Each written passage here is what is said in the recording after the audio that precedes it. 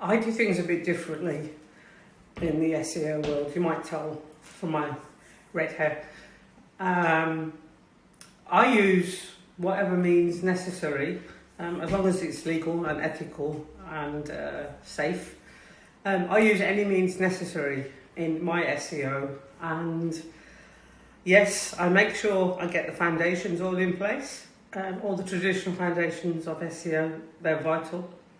But then when it comes to doing what's needed, I assess the company that I'm working with, and we talk together. We spend a lot of time online having meetings, especially in the first 6 months, and we talk a lot so I can absorb everything about their company, their business, and so I can understand them and I can understand their prospective customers and their existing customers and who they want more of.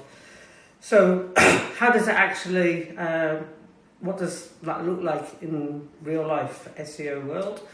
It means I do the foundations, but it also means that if it's required, I will do a special type of social media called SEO social media.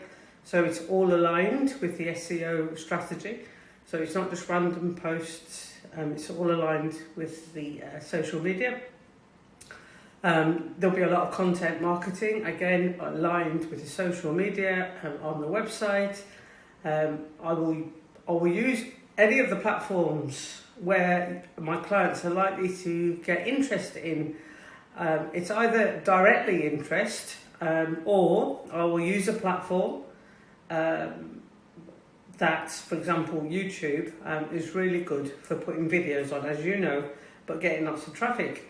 And then I'll use that video in other places to boost the website. So this is what I mean.